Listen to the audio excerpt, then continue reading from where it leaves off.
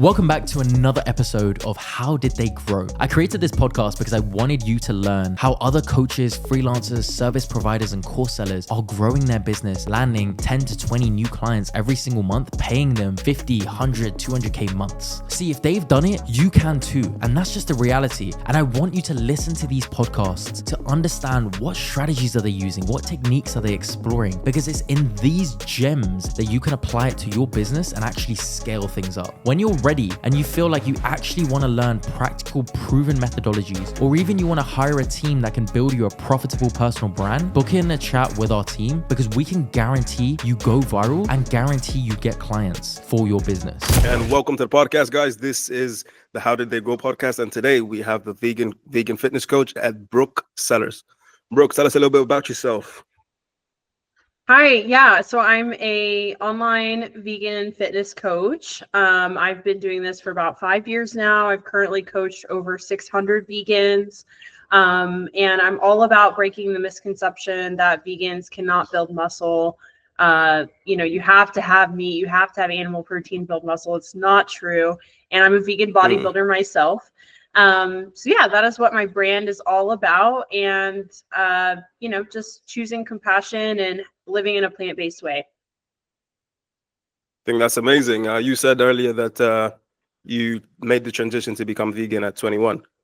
At that time, were you also into fitness, or is it something you came into as well?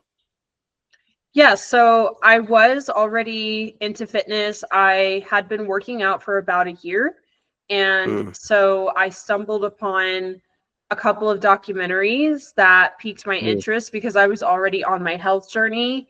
And when I discovered all of the information that was promoting a plant-based diet and, how so many chronic illnesses are linked to meat and dairy consumption, I decided that I would try it.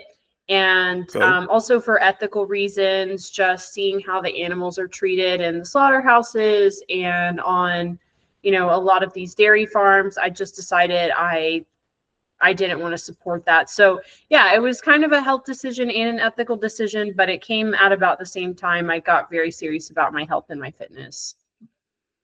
And I think that's amazing. So how has the journey been in terms of you said you like to break the misconception that what did you say? Sorry, having a bit of a brain fog. The misconception that vegans can build muscle. You have to eat meats, protein-based diet if you want to build muscle. So how was that journey for you? Was it tough? Did you find a little hack? How was it? Yeah, I haven't really had any trouble building muscle. I mean, I've built about 10 pounds of muscle since I've been doing this. And mostly it's just about, getting enough calories in, getting enough protein in. It doesn't really matter, where you get your protein as long as you just get it in. So yeah, I mean, it really was probably the same process as it was for anyone else. I just had different protein sources. That's amazing. I'm curious, what are the other types of protein? Just enlighten us a bit. I love tofu. Tofu is a big one for us. Tempeh is a type of fermented soy, which is another great protein source. Seitan, lentils, chickpeas, of course, protein powders. I love my protein powder. And edamame. Yeah, that's a pretty good list, I think. Pretty good list. I think that's amazing. So tell us about the business. What, obviously being a vegan, being into fitness, what was kind of like, was there like this moment is like, yeah, I have to go into teaching people. Was there like like an emotional backstory? What was it? Yeah, definitely. When I went vegan, I struggled to find resources that helped me with my fitness journey. Like there was a lot of resources on how to go vegan and, how to eat healthy, but not really to support an athletic lifestyle and build muscle and like a bodybuilding vegan diet. There just wasn't a lot of information out there, especially for women. So I just decided, well, you know what? I'm just going to start a page of my own and I'm just going to post what I eat and, my lifts and, just share what I'm doing. And it ended up working out really well for me. And yeah, I saw a gap. I saw a gap in the resources that were available to vegans who wanted to be more athletic and have a more muscular physique. So I just tried to fill that gap with my own experience. Mm-mm. That's amazing. That's amazing. You know, the ones that are the most personal are the ones that keep going and keep you like rooted. How was the journey building the business? Was it hard to find people on the same journey? Like, was it, you know what I mean? Was there a lot of people like coming to you like, hey, I've been waiting for someone like this? Like, do you know what I mean? Yeah. So initially when I started my business, I had a lot of inbound leads. I think Wow. a lot of people were kind of waiting for a female vegan coach because there wasn't many out there when I first started doing this. There were some pretty big male coaches, but you know, some people just prefer a woman coach. So I think yeah, in the beginning, there was very little competition compared to now.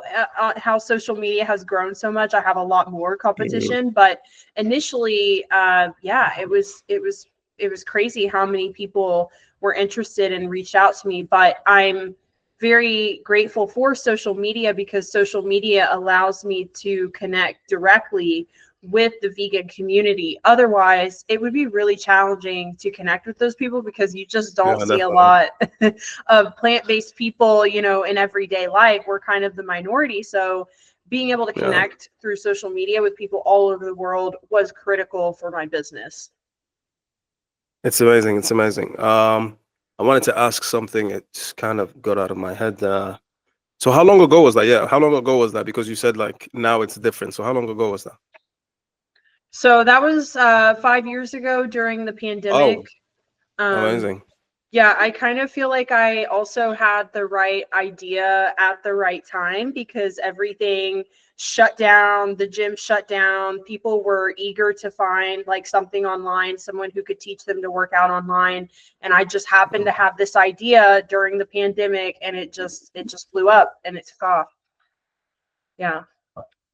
I think that's amazing. I think that's amazing. So tell us, so it was fully online. Do you do any in-person training or what?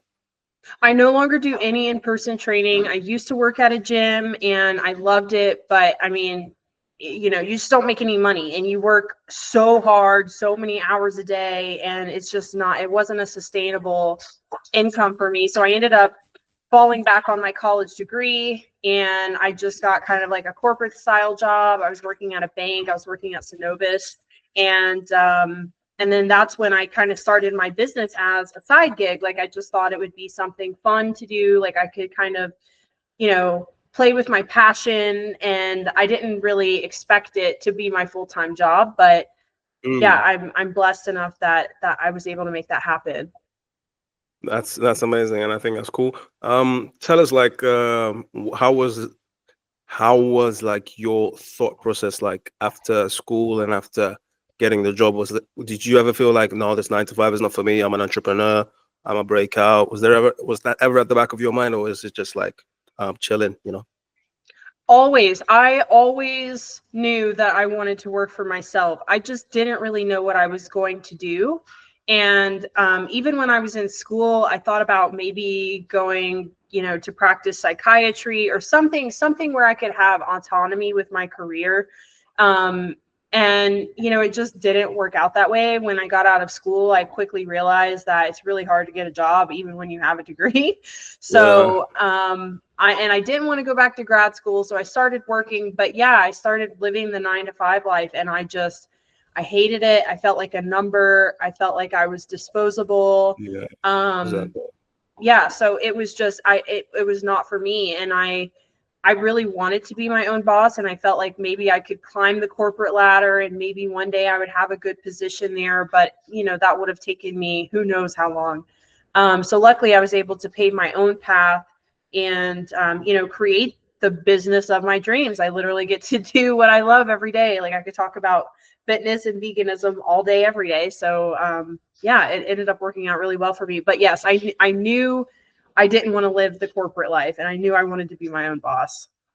Yeah, that, you know, I'm a firm believer in the fact that entrepreneurs they know they're entrepreneurs before they even become entrepreneurs, if you know what I mean.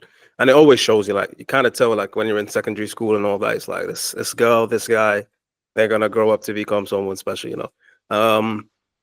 Let me see what I wanted to ask.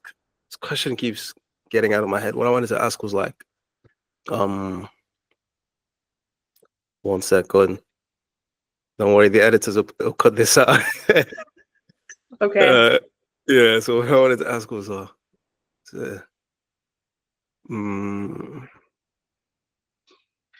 it got out of my head when you were speaking. Oh my god. Okay. Yes, I wanted to ask, how were you able to use like social media to leverage your online business and online coaching service?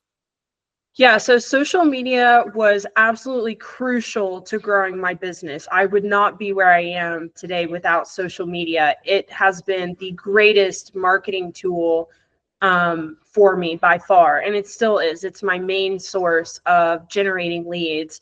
Like I said previously, it's really hard to find vegans and vegetarians just out in the real world, because we're kind of the minority. I mean, you think about how many vegans it's probably not many, right? So being able to find that community online and being able to connect with people from all over the world on a platform was absolutely crucial for growing my business. So yeah, social media allowed for me to connect with people that I never would have met in real life. I have clients all over the world: New Zealand, Australia, Canada, Germany. So, I mean, these people never would have walked into my gym and hired me to train them, so social media allowed me to connect with people all over the world. And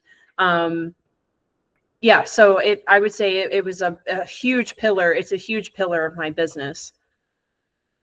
That's amazing. Let me ask you this. Do you ever feel like, obviously working with a minority, like, did you ever feel in the beginning like you're ever gonna like have this problem where you run out of leads and like it's gonna be hard to find clients?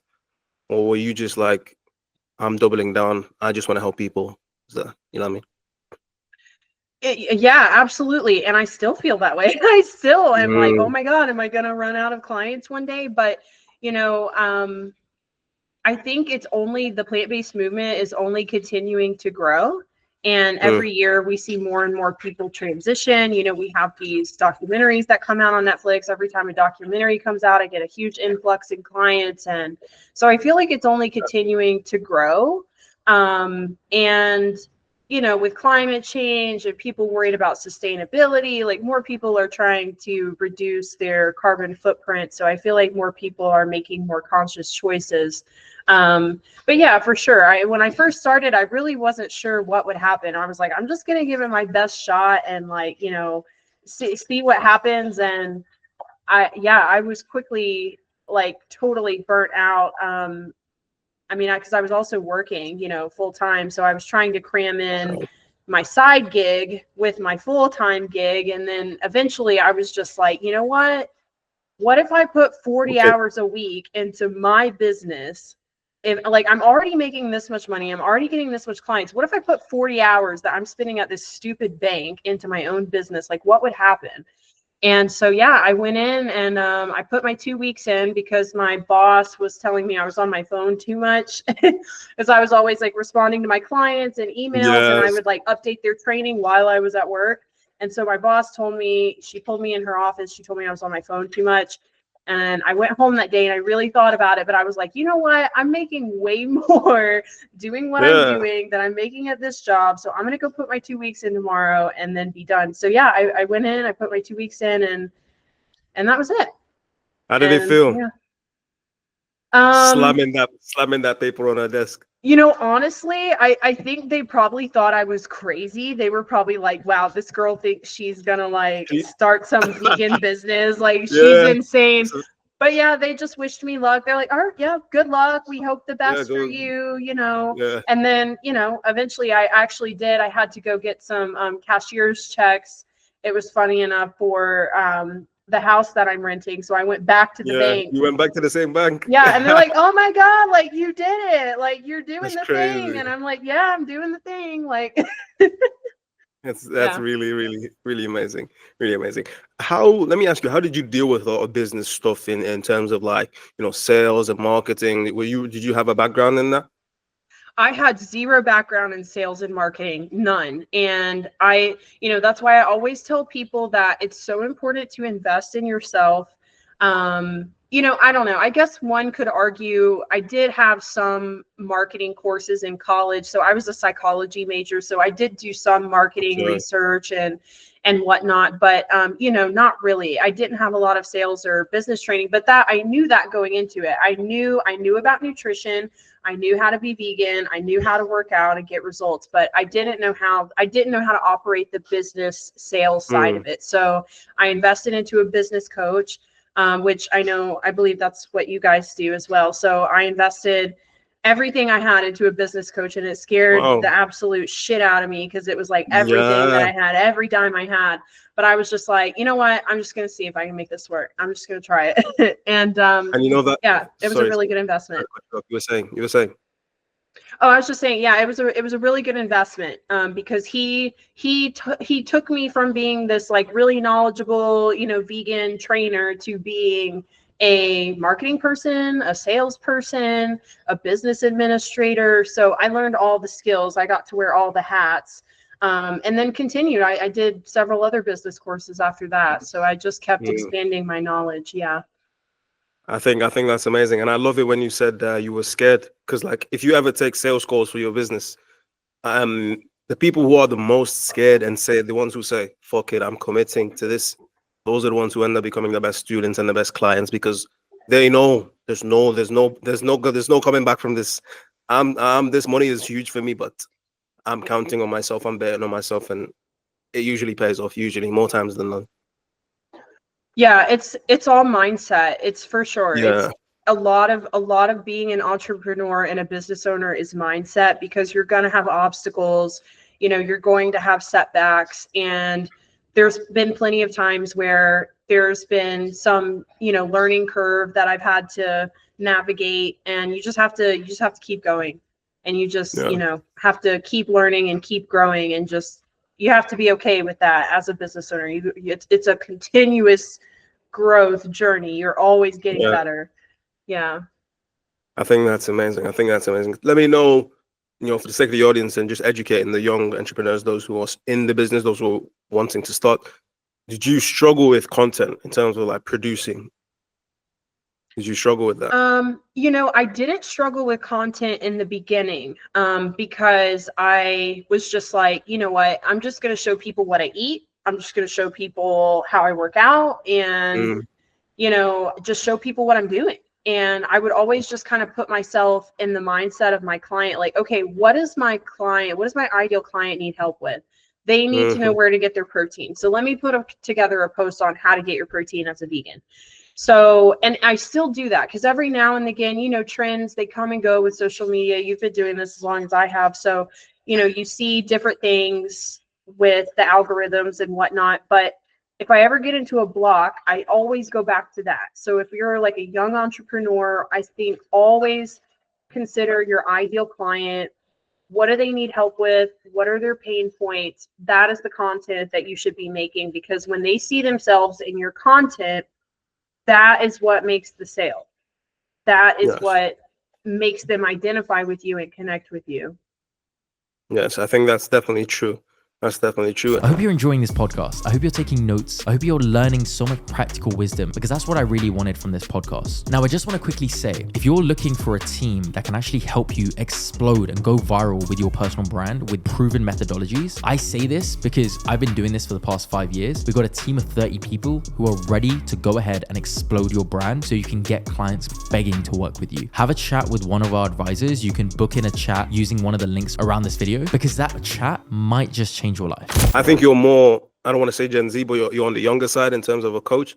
What I would say, like, we get a lot of coaches on here, and like one thing they struggle with, especially when they're older and they feel phased out, is like they want to focus so much on delivery to their clients. They want to make sure their offer is the best. They want to have all the time for their clients, so they don't have time to actually sit down and film content and edit and all that. And it's usually one of their biggest problems. And not to say that or if you have 10,000 followers or 20,000, like that means your business is doing good. It doesn't automatically translate to cash in the bank. But usually you see coaches, they may be really good, you know, in terms of what their clients say about them and their income in general, but the social media is lacking. And I think, like, yeah, what do you have to say about that? I see you're nodding your head a lot. Yes. Yeah, absolutely. Your follower count has very little to do with the dollar amount in your bank account, 100%. And I try to tell, like, I have a business academy as well, and I try to tell my business students that all the time. Like, people get caught up in the views on a reel, like, oh my God, this reel only got 3,000 views, and, you know, I have 20,000 followers or something like that. But it's not about the views, because if, let's say, one person sees that reel and buys your program, and let's say your program's $1,000, you made $1,000 off a 30-second reel. I mean, that's really good. So it has nothing to do with the views. Nothing. I mean, like, yes, you do want some reels that pop off, go viral, just so you can get more eyes on your page and generate some, and it motivates you as well, and motivate you, yes, and connect with people. But the reels and the content that maybe doesn't do so well, but it has a lot of value, and you're sharing your own personal story, you're connecting with people, those can make a sale. So I feel like it's important to vary your content. Don't get caught up in the likes, the views, the followers, any of that. All it takes is one person to want to hire you. And so it's just, I think it's more so quality over quantity. Don't worry about all of that. Yeah, and I think that's amazing advice. Man, the question came out of my head, you know, because, like, this isn't planned. I'm, like, getting them as you're speaking. So, like, yeah, it's crazy. Let me see. You said something, and I wanted to ask about it. You said that. Okay, yeah, I remember. Yes. So I speak to a lot of coaches, that I said, and one common theme is that, especially as they go older in the business and make more money, I like to use the term that they graduate from a thinking of, like, this business is not my sustenance anymore. I'm good enough. I just want to keep helping people. Would you say you're at that level? You know, I think we can always grow. I think we can always do better. I guess maybe in a way, yes. I'm mostly just focused on helping people. But one thing I've learned as a business owner, especially this past year, I would say, like, my lesson from 2024 was being really selective who I bring on, you know, not just saying yes to everyone, because you want to make sure that you're choosing the people who align with you, you know, the people who are going to put in the work. They're going to get you that great testimonial. They're going to get you that great transformation, because your time is just as valuable. So even if they pay you, I would rather somebody pay me and do the work and, you know, have a really good experience with me, be able to share that, refer someone, you know, whatever. So I feel like those experiences with people are really important. Yes, definitely. This is crazy. Like, you said something, I want to ask about it again. It's like, popped out of my head. Something you said in the beginning. You said something about, like, 1 second.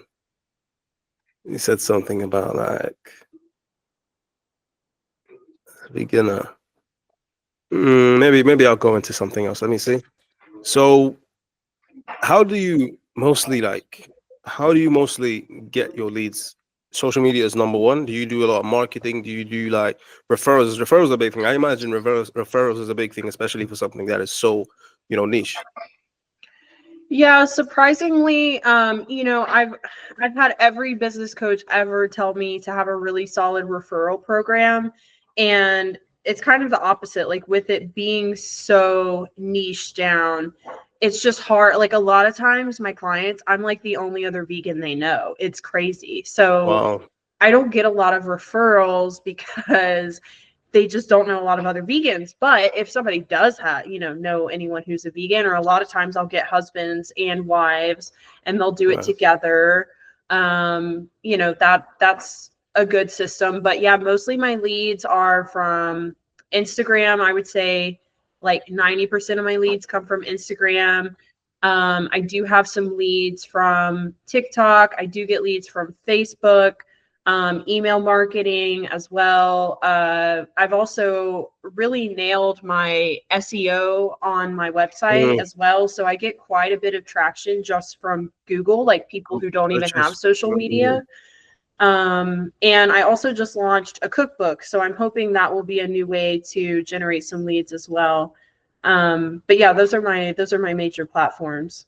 And Reddit, actually Reddit is a great lead generator for me as well. What about TikTok? Do you like repurpose on TikTok, or you don't have like the time for that? Yes, I do repurpose on TikTok. TikTok I've just noticed is like the demographics are just a lot different on TikTok for me. So I feel like my ideal client, they're more so Instagram people, they're more Facebook people, YouTube people. Agree. Yeah, I don't get a lot of sales on TikTok for sure. Yeah, I think TikTok is like for like I don't want to use the term. Yeah, like it's like a lot of low IQ people on there, but it's always good to get some traction, eyeballs, because eyeballs are always good, regardless if they're good or bad. You know what I mean? Totally agree. Yeah. Yeah, so amazing. If there's anything like you could have, what is one thing that you learned last year that you're willing to bring into 2025, like regarding social media? Is it something, whether it's something that you learned and you're not going to do in 2025, you're going to stop, or something that you saw, you caught on to, and you're going to double down on? Good question. As far as social media goes, I think just always being able to adapt to the algorithm, because it's, they change it, they update it. And I feel like it's really important to always be on your toes and adapt your content to whatever the algorithm is favoring at the time. So I think that's, really important. And I mean, like a great example of that is Netflix and Blockbuster. Blockbuster pretty much went out of business because they didn't adapt to the world that was changing around them. People wanted to be able to stream things directly. So I think it's the same thing. Like when you're showing up on social media, like, Reels came out and nobody wanted to do Reels for a while. And like everybody kept doing the regular posts. And, like you have to be able to adapt. So then the people who were doing the Reels, their accounts took off and they blew up. Exactly. Yeah. And so I feel like you have to be able to be willing to change, and you have to be willing to change your strategy and be able to adapt. So is there anything like in terms of like your strategy, maybe you want to share with the audience, like what is your strategy? Is it like posting once every day? Is it like, being, in contact with your followers? Like, is there a strategy behind it, or I don't think you wing it, do you? Oh, I do not wing it. No. Yeah. I wish I could wing it. No, it's a lot of strategy. Post 4 to 5 times a week. I post every day consistently at the same times, either noon or 1 p.m. That's my highest engagement time. So I always post within those hours. I always make sure I stay on the app 15 minutes before and after I post to engage with other creators. And I do have a content strategy. I usually try to, I diversify my content. So like I'll prioritize. So like if I'm doing 4 posts in a week, 1 post needs to be a post that's going to be shared. So it's shareable. People want to like it's an awesome like pancake recipe they want to share with their friends, or the next post would be something that's going to get saved a lot. So recipes are good, workouts are good. Something that's going to get a lot of comments. So, maybe something controversial, or maybe something where they have to like comment to get like something in their DMs. And then just another post where it's like, I think a little bit more personal, like showing like maybe something like a mistake I've made in my own journey, or something I've learned in my journey. So I think, and then once again, that strategy comes from the algorithm, because shares and saves are what's most favorable in the algorithm. So creating your content strategy based off that, I think, is the best way to do it. At least that's what works for me. Yeah, you sound like you have a pretty sound knowledge in terms of like your business. I said business, your content knowledge. I think that was it the business coach who gave you what that was it years of experience? I would say years of experience at this point. I've been tracking my analytics. Yeah, Yeah. and because like everything my business coach taught me 5 years ago, it's different now. Like it's not as Yeah. applicable. Some things are, but as far as social media is totally different than it used to be 5 years ago. Yeah, So definitely. I would just like I've just been tracking my metrics, my analytics for 5 years, and I know my audience. I know what they like. I know what they want to see. I know what will go viral. So yeah, I just consistency. Like just like in the gym, you keep showing up. That's how you build a muscle. It's the same thing with your business. You get better and better the more consistent you are. Yeah, definitely. Tell us about, maybe share a little bit about one of your best clients and how it felt when you were able to get them, because it's fitness as well. Do you ever get people who deal with like, is it always people who want to build muscle? Is there people who want to lose weight as vegans as well? Oh, yes. Most of my clients, believe it or not, are weight loss clients. And it's because Wow. that's exactly what people think. People think, well, how could you be a fat vegan? That's like the joke people make, right? But Yeah. there's so many things. Like you could eat Beyond Burgers all day, you can eat Oreos all day. Like there's so many things that are Yeah. vegan that aren't healthy. So most of my clients are weight loss clients. I would say one of my favorite clients, she had just had a baby. She had a huge transformation. She lost 35 pounds and Wow. yeah, and she did it all from home and she built a lot of muscle. She had a huge transformation, both physically and mentally. She just started showing up differently in her life. She was a better wife. She played with her son and she went to, events at his school because she felt more confident. She would send me all these pictures and stuff. So, yeah, I think that was a really good success story of mine. And how did it feel? A lot of people that I speak to, especially the coaches, they say like, when you help someone, when you take them from a place of point A where they're struggling, then they're looking for someone, whether it's in terms of inspiration, just to help them get over this hump, get over this bridge, and they get to the other side, and you've been with them on that journey. It's almost like having a kid and raising a kid in a sense. Yeah, it's awesome. It's awesome. I mean, it's why I do what I do, I mean, Yeah.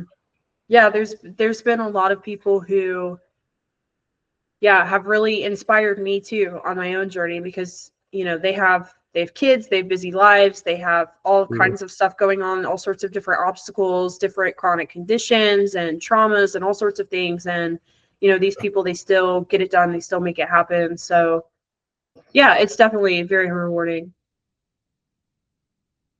I think that's amazing. What is like, maybe if you were looking at you, maybe not necessarily in a vegan related way, but a young coach, maybe working a job, trying to follow their passion. Maybe that person is listening. Maybe it's, younger Brooke. What would you say to them? What would you say to them in terms of, obviously not the cliche stuff, like, is there anything you would say to them in terms of something practical that they can do and just to like get them going? Okay, something practical. Yeah. I would say set an actionable goal for every week. Every week, Mm. set an actionable goal. So, and don't make it like, I'm going to get 4 clients this month or this week, because you can't necessarily control that. Maybe you Yeah. can, maybe you can't get 4 clients. You don't know. But you can say, okay, I'm going to do 4 posts. I'm going to do 4 posts this week.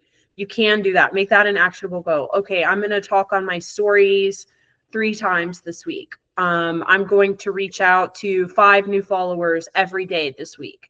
Yeah. So I think that's a really good way to get started. That's what I used to do. I used to wake up every morning at 5 a.m. and I would message 200 people and see if they were interested in coaching with me. So yeah, I think just like put a Without AI. number.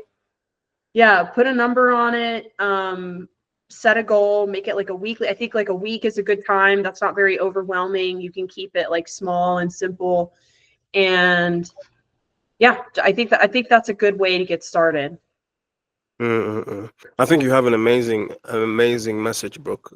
Like, in terms of like, obviously, it's one thing to be vegan. It's one thing to be, okay, you're a vegan, you're a fitness coach, and not just a regular fitness coach. You're a bodybuilding coach as well, and also you're a woman. So you are treating these 3 like niche categories, and I think it's amazing. Obviously, like, whenever people niche down, it's always beautiful to like find people who are, you niche down to like, this is my thing, and you always find people coming to you. It's like, it's an amazing feeling. So like, what are like, okay, what is like the plan for 2025 in terms of what's the name of the business, by the way? Meatless Muscle. Meatless Muscle. So what's the plan for Yeah. Meatless Muscle in 2025? In 2025, let's see.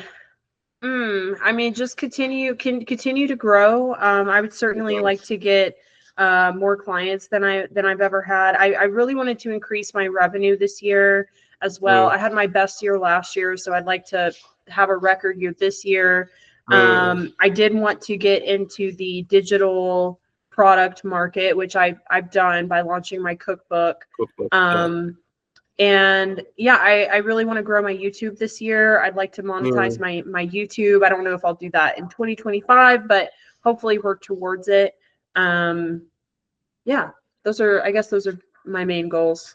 And what are your like steps to reach those goals? Like you said, you want to be able to increase your client base and get more leads, increase your income, get into YouTube Live. So what are you doing to increase your what's it called, your lead flow? Are you doing some more marketing? Are you going to be running ads? Do you have a plan? What is it? Yes, absolutely. So I realized really last year that ads are the way to go now in Mm-hmm. 2025. That's another big change with social media. It used to could be you didn't really have to run ads. I feel like now you got to run ads. And I feel like I pretty much cracked the code on ads, at least for my audience and their demographics. So yeah, 2025, I'm planning to run more ads and experiment with that. A couple of different strategies and see how that works. Yeah. And then as far as like my YouTube strategy, I'm thinking about creating like an actual series for that and Yeah. like just being a little bit more consistent. Like right now, I just put out a video whenever I can. And I think I need to actually like get on a schedule, like do like bi-weekly and be more consistent with YouTube, just keep showing up consistently. And I think that will help. Yeah, I think that's amazing. I think that's an amazing plan as well, because you have like, you're not just saying I want to do more. You have these metrics that you want to hit, and I think that's amazing. Let me end on this. What is one thing that you wish that I asked you on this podcast?